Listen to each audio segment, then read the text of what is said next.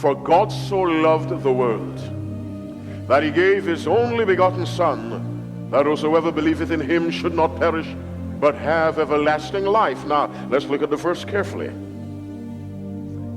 For God so loved the world, that's the world, that he gave his only begotten Son, that's the Son. In other words, God has two choices. I can love the world so much that I give up my Son. Or what's the other choice? I can love my Son so much that I do what? Give up the world. Let me tell you, that's what God faced. So here is God the Father, here is his Son, here's the world, soaked in sin. Here is his Son, innocent, equal with himself, absolutely righteous, absolutely holy, perfect, the commander of the angels worship him, the creator of heaven and earth. And the Father looks at his Son on the same level with him, looks at this piece of scum,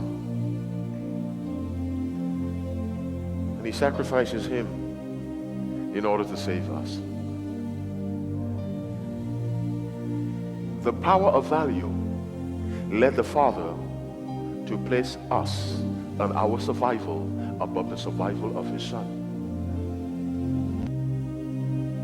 You're not listening. Listen to Christ on the cross. My God, Mark 4:15-34, why hast thou forsaken the world? Here again, the Father sees the world, and he sees his Son suffering on the cross. He can only forsake one. He can't forsake both, and he can't accept both. He has to decide. He chooses us above Christ. So when Christ cried, why hast thou forsaken me? The Father had to forsake him in order to line up with us. The power of value. Listen to Christ a few hours earlier in the Garden of Gethsemane, Luke 22 from verse 41. And he was withdrawn from them a stone's cast, and kneeled down and prayed, saying, Father, if thou be willing, remove this cup from whom? From me. Now there were one of two people that had to drink the cup. Who were they? Christ or us? What was the cup? Whatever it was that made him sweat blood. Whatever it was that made him say, my soul is sorrowful even unto what? Death.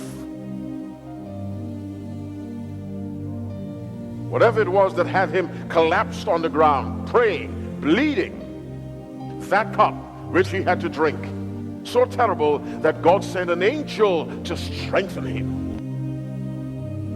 When he prayed 3 times, the Bible says, he prayed, please take this cup from me. But he knew, and the Father knew, if I take the cup from my Son, to whom will I have to give this cup? The world. And God is saying, I prefer that my Son suffer it than the world. So he chose the world above his Son. When his Son cried, why hast thou forsaken me? Desire of Ages, page 690, paragraph 3, we read these words, speaking of Christ in the Garden of Gethsemane.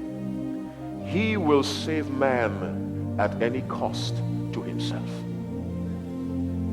Do you understand those words? He will save man at any cost to himself. What would be the ultimate cost? That he would go to the grave and what? Never come back.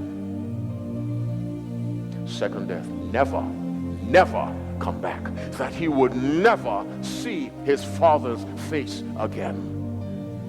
But the value that Christ placed on us was so high that he was willing to go and never come back. Looked at another way, we can say the Father said to himself, as he looked at the world, he looked at his Son, if I had to go through eternity, well, he is going through eternity, with whom can I not live without? What was the answer? Us. If I had to lose one and live all eternity without the other, which one do I want to live with? And the Father's choice, the world. then when you reflect on this, you begin to understand the words of the Apostle Paul in Hebrews chapter 2, verse 3. How shall we escape if we neglect so great salvation? If we would ponder the cost to heaven, the cost to the Father to save us.